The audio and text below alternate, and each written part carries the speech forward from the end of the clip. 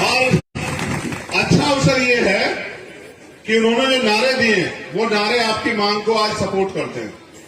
उन्होंने एक नारा दिया है, 100 में से 90 शोषित, शोषितों ने ललकारा है, धन धरती और राजपाट में 90 भाग हमारा। उन्होंने एक नारा और दिया है कि 100 पे 90 का शासन नहीं चलेगा, नहीं 100 पे 10 का शासन, 90 पे 10 का शासन नहीं चलेगा, नहीं चलेगा। लेकिन बुरा यह है कि उनके जाने के इतने दिन बाद भी आज भी 90% लोगों को देश में 10% लोग शासन कर रहे हैं।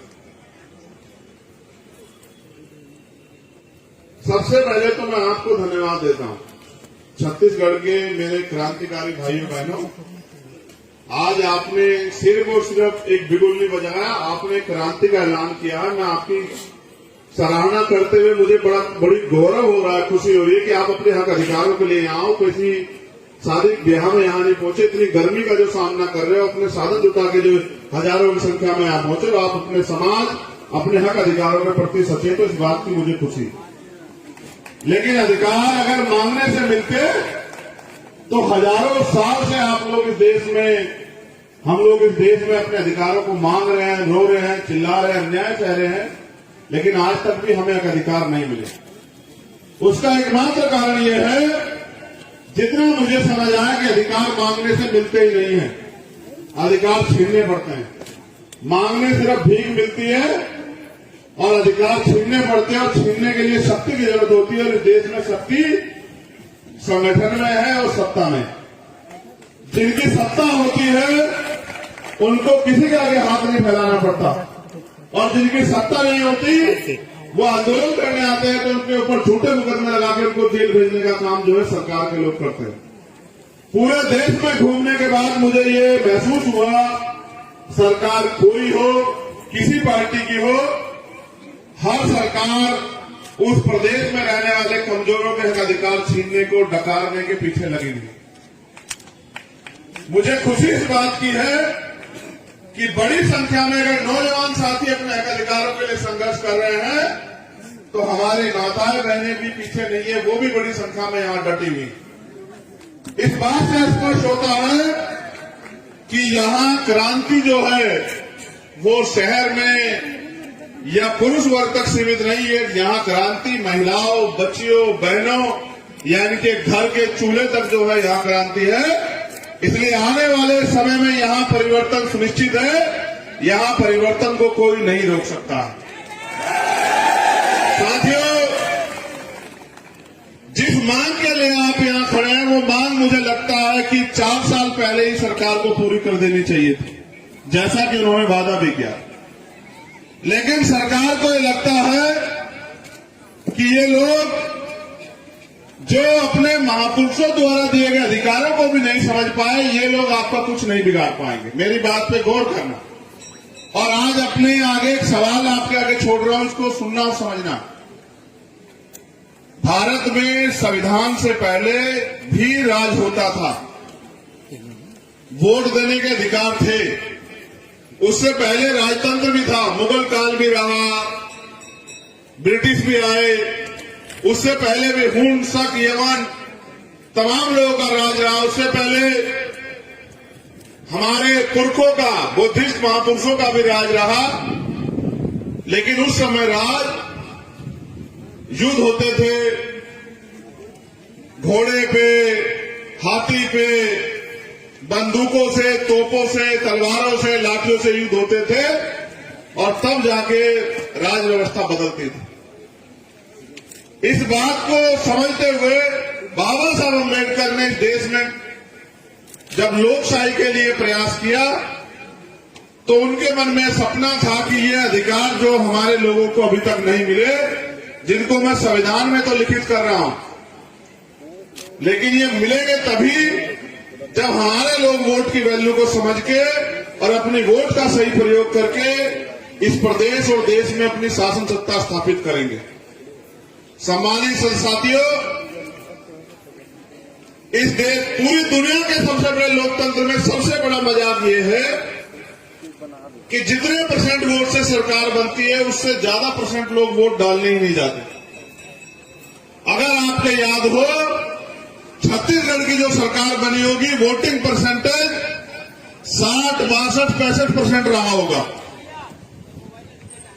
60, 62, 65% लोगों ने वोट देकर छत्तीसगढ़ में सरकार बनाई होगी और जिस पार्टी की सरकार बनी उनको 32, 34, 35% सरकार में मत मिला होगा एब्सोल्यूट मेजॉरिटी की सरकार बनाने के लिए।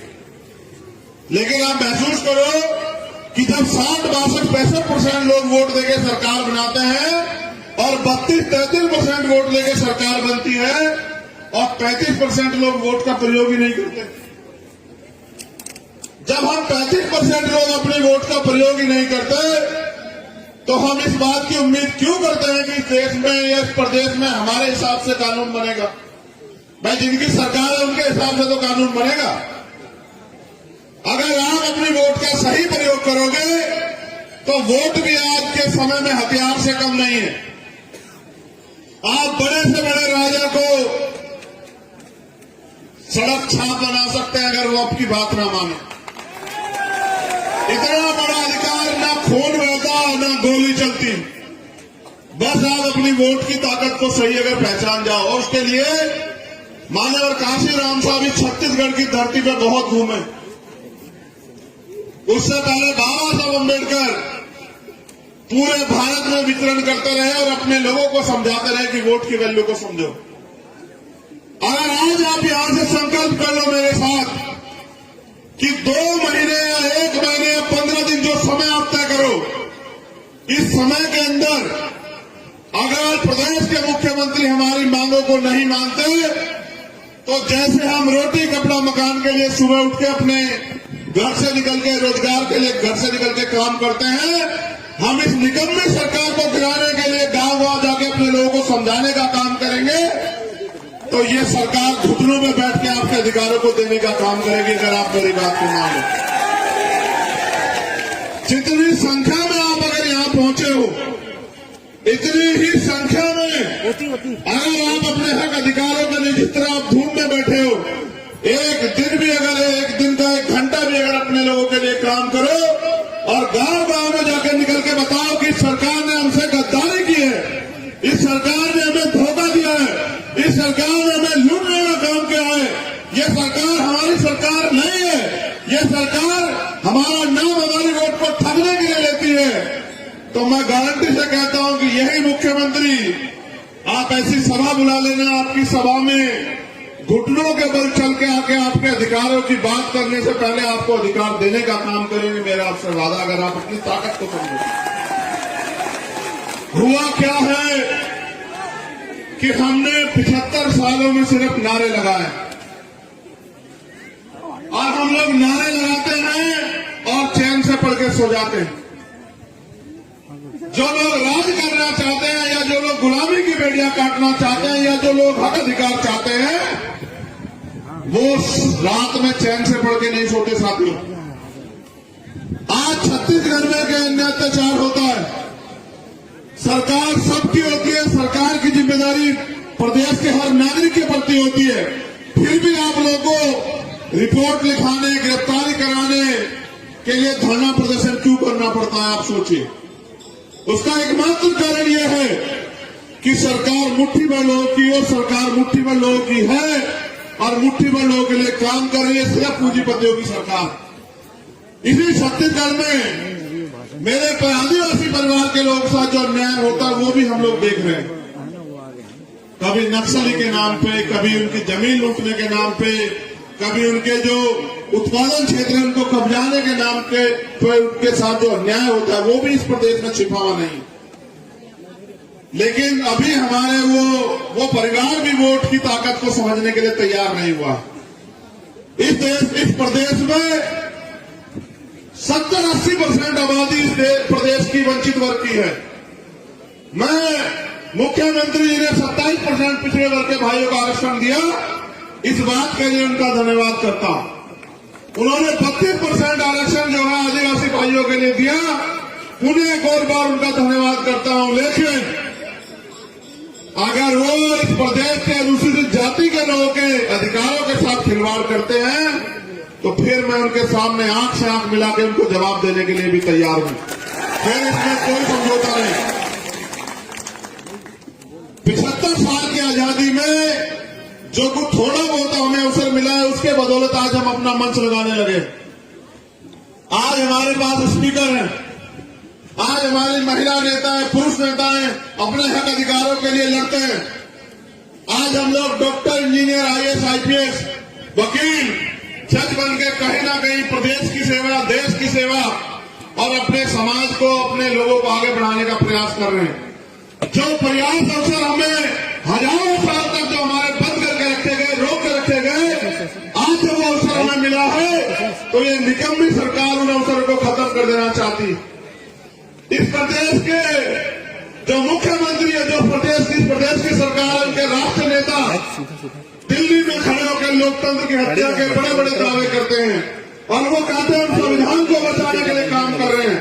वहीं उनकी यहाँ की सरकार हमारे लोगों के अधिकारों को कुचलने का काम कर रही है, हमारे लोगों के अधिकारों को निगलने का काम कर रही है, लूटने का काम कर रही है।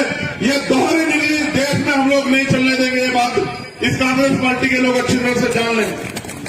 आप दिल्ली में बैठ के कहते हो कि हम संविधान बचाने निकले हैं और आप छत्तीसगढ़ में यहां हमारे लोगों के अधिकारों को लूटने का काम करोगे तो आप फिर हमारे सामने के लिए भी तैयार हो जाओ। आपके इस झूठ को भी हम लोग बेनकाब करने का काम करेंगे। क्या छत्तीसगढ़ की कांग्रेस और दिल्ली की कांग्रेस अलग अलग है क्या? बताइए। जहां इनकी सरकार नहीं, ये कहते हैं कि हम दलितों का, पिछड़ों का, आदिवासियों का, अल्पसंख्यकों का ख्याल रखेंगे, और जहां इनकी सरकार है वहां हमारे लोगों के बहनों के साथ रेप, हत्याएं, हमारे अधिकारों पर कुठाराघात सब चल रहा है। बताइए, कास्ट सर्टिफिकेट बनाने के लिए हमारे लोगों को चक्कर काटने पड़ रहे हैं। फिर ऐसे मुख्यमंत्री है सरकार का हम लोग क्या करें? क्या वास्तविकता में आप चाहते हैं कि आरक्षण की सीमा 16% होनी चाहिए? बताइए। जो लोग चाहते हैं वो हाथ उठा के बताए, जो लोग चाहते हैं। क्या आप इसकी कीमत चुकाने के लिए तैयार हैं? क्या आपके अंदर जज्बा है कि आप अपने अधिकारों के लिए संघर्ष करो? क्या आप तैयार हैं सरकार को जवाब देने के लिए? बताइए, कितने दिन अपने आंदोलन को चला सकते हैं? बताइए। संयुक्त आवाज में बताइए। जब मैं पूछूंगा तो अपनी आवाज को उसके साथ हाना में बढ़ाते रहिएगा। क्या 1 महीना आंदोलन चलाने की हिम्मत आपके अंदर है? क्या 2 महीने आंदोलन चलाने की हिम्मत आपके अंदर है? क्या 6 महीने आंदोलन चलाने की हिम्मत आपके अंदर है? क्या 1 साल आंदोलन चलाने की हिम्मत आपके अंदर है? बस यही बात खत्म हो जाती है। 1 साल आंदोलन चलाने की हिम्मत अगर आपके अंदर है तो मैं गारंटी से कहता हूं कि आप यहां से सिर्फ संकल्प लीजिए कि हम, मेरे हिसाब से 1 महीने से ज्यादा का समय मैं सरकार को नहीं देना चाहिए। इस मंच के माध्यम से मैं आप लोगों से पूछना चाहता हूं, क्या हम इस सरकार को 1 महीने ज्यादा का समय दें? जो काम 1 महीने में होना है वो 1 हफ्ते में नहीं हो सकता। हवाई बातों से कुछ होता नहीं। मैं पढ़ा लिखा वकील हूं। हर काम के लिए मैं ऐसा कोई कुछ नहीं करना चाहता कि हवाई बात हो, कहेंगे साहब आप भी जानते हो ही नहीं सकता था। इसके लिए एक अधिवेशन आएगा, अधिवेशन के साथ एक बिल आएगा, उस पर जो है वोट होगी, उस पर जो है अधिसूचना जारी होगी, तमाम चीजें होंगी। उसके बाद वो बहुमत से पास होगा तो कानून बनेगा, कानून बनेगा तो तब लागू होगा। तो मैं समझता हूं कि 1 महीने का समय बहुत है। आज क्या तारीख है? 2 फरवरी। हम लोग 1 महीने का समय यहां की सरकार को देते हैं। अभी अगर 1 महीने के बाद यहां की सरकार ने हमारी मांगे नहीं मानी तो बताओ कितने लोग 1 साल के आंदोलन के लिए तैयार हो? बताओ। नहीं, गौर करो। इतिहास गवाह कभी भेड़ बकरियां देश में नहीं जीती।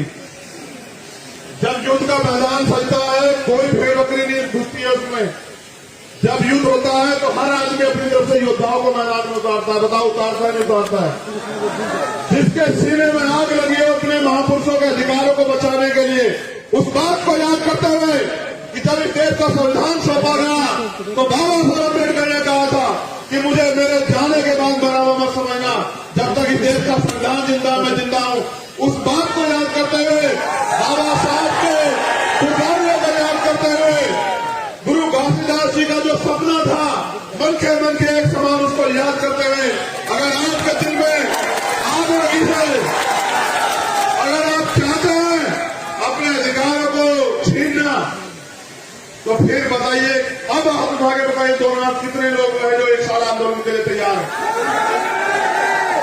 जो लोग वहां छाव में खड़े हैं उनका गुर्दा मैं समझ रहा हूं कि उनकी कितनी हिम्मत है, वो कितने दिन आंदोलन चला। आप हाथ नीचे करो, देखो वो पहले से जान बचाने के लिए धूप छाव में खड़े हैं। आप लोग हाथ नीचे रखना, मैं उस पेड़ के नीचे खड़े हुए लोगों के हाथ एक बार देख लो, आप मत उठाना, यही पता लग जाएगा कौन मुंह दिखाने के लिए यार किसके दिल में आ गए। आओ आगे जरा, थोड़ा धूप का स्वाद चखो, आप भी आओ। ये मेरी मां बहने बैठे, तुम लोग भी तो निकाल आओ जरा, आओ जरा निकल के आओ। मांगने से भीख मिलेगी, अगर लड़ना है तो मैदान में आओ। वहां खड़े होकर तमाशा क्यों देख रहे हो बताओ नौजवान साथियों? एक नाराज ऐसा मान्य और काशीराम ने वोट हमारा, राज तुम्हारा, नहीं चलेगा नहीं चलेगा। जिनका वोट है वो यहाँ मांगने के लिए आए छत्तीसगढ़ की राजधानी में। अगर अपनी वोट का सही प्रयोग कर लो, जिस मुख्यमंत्री से मांग रहा है ये मुख्यमंत्री आपसे मांगता हो घूमेगा कि हमें भी कुछ दे दो सरकार, हमारे अपनी ताकत को पहचानो। एक साल के लिए तैयार हो चुके हो क्या बताओ? उठाओ दोनों हाथ, अगर एक साल के लिए तैयार हो तो हम लोग, तो 2 मार्च तक हम लोग इंतजार करेंगे। अगर 2 मार्च तक हमारे अधिकार जो हमने मांगे रखी सरकार ने नहीं मानी, तो फिर एक तिथि घोषित करके मैं खुद यहाँ आऊंगा एक प्रेस कॉन्फ्रेंस करके, और 15 दिन तक हम लोग पूरे प्रदेश में घूमते रहेंगे। और फिर एक ऐतिहासिक आंदोलन हम लोग यहाँ करेंगे और यहाँ से हम लोग घर भी जाएंगे। फिर एक पर्चा लेके पूरे छत्तीसगढ़ के गांव-गांव, कस्बा-कस्बा, शहर-शहर में घूम के इस सरकार के झूठ को बेनकाब करेंगे और निकम्मी सरकारों को सत्ता में बेदखल करने के लिए तुम मुझसे झूठा वादा तो नहीं कर रहे हो मेरे साथियों? बताओ, क्या तुम समाज के विश्वास के साथ विश्वासघात तो नहीं करोगे? बताओ, ऐसा तो नहीं होगा आज के आंदोलन के बाद आप घर में पड़ के सो जाओगे कि बस मुख्यमंत्री, ऐसा तो नहीं होगा? देखो मेरा एक अनुभव है, इस पे गौर करना, ये प्रैक्टिकल अनुभव है। अगर बच्चा ना रोए, मेरी माँ यहाँ बैठी है, तो बताओ माँ को एहसास हो रहा होता कि भूखा है? ईमानदार से बताना, अगर बच्चा ना रोए तो माँ को एहसास होता कि भूखा है नहीं है? बताओ, जब वो रोता है तभी तो माँ को एहसास होता है भूखा है। अगर तुम अपने अधिकारों के लिए चिल्लाओगे नहीं, मांग नहीं करोगे, तो इस सरकार को नहीं पता लगेगा आपको अधिकार चाहिए। सरकारें तो चंद लोगों की होती है, चंद लोगों के लिए काम करती, मैं पहले बता चुका हूं। ये भारत है, आजाद भारत। हम इस देश में गुलाम पैदा नहीं हुए, यहाँ बैठे सारे शख्स जो है गुलाम नहीं है। गुलाम की गुलामी की सोच होती है। हम इस देश में, हमारे बाबा साहब अम्बेडकर कह के गए कि जाओ अपनी घर की दीवारों पे लिख दो कि हम इस देश के शासक है। 75 साल हो गए, हमने अपनी दीवारों पे लिख पाए, न अपने दिल पे लिख पाए, और न ही हम शासक बनना चाहते। जो शासक बनना चाहते हैं उनके अंदर आग होती है। अगर वो आग छत्तीसगढ़ में जिस दिन लग गई दिलों में, बहुजन समाज के लोगों में, गारंटी से कहता हूं कि आपको किसी आगे हाथ नहीं फैलाना पड़ेगा। मेरे साथियों, मेरी बात को याद है। एक धोखा और है, आप लोग भी सुनो, गौर करो। इन्होंने आज के लोकतंत्र को इस तरह से लूट लिया कि पैसे वाला ही राजनीति कर सकता है। आप ये बताओ, बाबा साहब अम्बेडकर ने कहा कि आज मैंने रानी का पेट छीन दिया, आज के बाद राजा आप बैलेट वोट से मत पेटी से तैयार होगा, यानी कि आप जिसको चुन के भेजोगे वोट के जरिए, वो आपका नेता बनेगा, वो आपके लिए संघर्ष करेगा। इस मंच पे बैठे लोगों में क्या कमी है जब आप पूंजीपति लोगों को, पैसे वाले लोगों को नेता बनाते हो? इस मंच पे बैठे गए लोगों में क्या कमी है आप बताओ? ये पूरे 5 साल आपके लिए सड़कों पर संघर्ष करते हैं, हर कीमत चुकाने को तैयार है, जेल भी जा रहे हैं, मुकदमे भी झेले, लाठियां भी खा रहे हैं। आप क्यों नहीं तय करते कि आपका नेता इनमें से, इनमें जो बैठे इन लोगों जैसा होना चाहिए? आप क्यों पैसे वालों को नेता बनाने के पीछे लगे हुए? अगर पैसे वालों को नेता बनाओगे तो पैसे वाले अगर चाहते तो देश में कोई गरीब नहीं रहता। आज एक प्रधानमंत्री का मित्र इस पूरे देश को लूट के जो है, और आज उसकी पोल खुल रही है, तो वो ये कह रहा है कि भारत को कमजोर करने की साजिश है। भारत कभी कमजोर था ना है। अगर भारत को कमजोर किया है तो आपके इस व्यवस्था ने, इस गैर बराबरी पर आधारित व्यवस्था ने किया, जिस व्यवस्था ने मेरे लोगों से हजारों साल तक लड़ने का, पढ़ने का, आगे बढ़ने का अधिकार छीन के रखा, और भारतीय संविधान ने अधिकार हमें दिया है। मैं यहां इस मंच के माध्यम से दिल्ली की सरकार को भी चेतावनी दे रहा हूं कि भारतीय संविधान के खिलाफ काम करना बंद कर दो। आप लोग याद रखना, अगर भारतीय संविधान पे आ जाएगी तो हम लोग अपने खून का एक कतरा भी है वो लुटाने से पीछे नहीं हटेंगे, भारतीय संविधान की रक्षा करेंगे। सरकार की सुन ले, लेकिन क्या तारीख तय की है बताओ? इससे ज्यादा बात तो भीड़ों भी होती। नहीं, एक की आवाज इतनी है तुम्हारी, मुझे नहीं लगता कि ये आवाज मुख्यमंत्री तक पहुंच रही होगी, मुझे नहीं लगता है। जोर से लगा आवाज। हमारे आखिरी चेतावनी का क्या दिन है बताओ? छत्तीसगढ़ में क्रांति का क्या दिन है बताओ? तो सरकार याद रखे, इंटेलिजेंस के लोग बता देना कि 2 मार्च तक आपकी और 3 मार्च के बाद हमारी आर पार की लड़ाई लड़ेंगे सरकार के खिलाफ, अगर हमारे अधिकार नहीं है। और अगर अधिकार दोगे तो जवान वाले तो भी आपका धन्यवाद जरूर करेंगे अगर आप हमारे अधिकार दोगे। राजनीतिक लड़ाई आपसे बाद में लड़ेंगे, आपका धन्यवाद देंगे अगर आप हमारे लोगों की मांग सुनोगे। लेकिन अगर नहीं सुनोगे तो इस बार फिर बड़े बड़े ताले और वो लगवा लेना बैरिकेडिंग। इस बार आमना सामना वही होगा, मुख्यमंत्री आवास में मेरा वादा है। मुख्यमंत्री जी आपसे कोई चूक नहीं, लेकिन सम्मानित साथियों याद रखो, एक दिन में कोई लड़ाई नहीं जीती जाती। इतिहास गवाह है, एक दिन में कोई लड़ाई नहीं जीती गई। क्या इतना ही बड़ा समाज आता है छत्तीसगढ़ में? ईमानदारी से बताना। तो यहां कौन लोग आए पता आपको? जो अपने महापुरुषों के लिए जिए, जिनके पेट में भले ही रोटी ना हो, जो भले ही यहां कड़ी धूप में बैठे, लेकिन उनके दिल में अपने समाज, अपने महापुरुष, अपने अवसरों के प्रति आग लगी। और जिस दिन गरीब के बेटों को आप लोग विधानसभा में चुन के भेजोगे, मैं जिम्मेदारी से कहता हूं कि यह आपको किसी के आगे जो है सर झुकाने के लिए मजबूर नहीं होने देंगे, मेरा वादा। आप भी समझो, ये जो धन तंत्र पे राजनीति हो रही है, ये हमारे जो वास्तविक राजनीतिक उद्देश्य को कुचलने के लिए हो रही है। एक मंत्री जी है, मुझे बताया, यहाँ एक हमारी सम्मानित बहन बैठी है, कहते हैं वो कहते हैं कि जय भीम नहीं कहना। इस जय भीम ने तो हमें लड़ना सिखाया। बताओ सिखाया नहीं सिखाया? बताओ। अगर सतनाम का नारा हमें शांति और अहिंसा की अपील करके संघर्ष करने कहता है, तो जय भीम का नारा हमें क्रांति के साथ संघर्ष करने की अपील करता है। और हम अपने अधिकारों के लिए हर कीमत, अरे सुनो मेरे समाज के लोगों, सुनो, अगर आपके घर में जानवर हो, उसको भी समय पर चारा न मिले, वो भी चिल्लाने लगेगा। इस 75 साल के लोकतंत्र में चिल्ला नहीं रहे हो। यहाँ मॉब लिंचिंग होती है, यहाँ नक्सल के नाम पे मारा जाता है, यहाँ जाति के नाम पे मारा जाता है, यहाँ अधिकार छीन लिए गए हैं। मैंने कहा आपके घर में अगर कुत्ता हो, उसके आगे से उसकी प्लेट हटा के देखना खाने की, वो आपका जो पालतू कुत्ता वो लड़ पड़ेगा आपसे। लेकिन हमारे लोग देखो कितने पालतू बने हुए हैं कि लड़ नहीं रहे हैं। तुम्हें लगता है कोई मसीहा आके तुम्हारे अधिकार देगा? अगर मसीहा पैदा होते तो बाबा साहब अम्बेडकर तुमसे नहीं कहते, बुद्ध तुमसे नहीं कहते अपना दीपक सुर बनो। मैं भी आपके जैसा इंसान हूं। आप लोगों ने मुझे यहां लाके खड़ा किया, मेरे पीछे बहुत बड़ा कोई सपोर्ट नहीं है। मेरी ताकत आप लोग हो छत्तीसगढ़ में। आप लोग ताकतवर हो।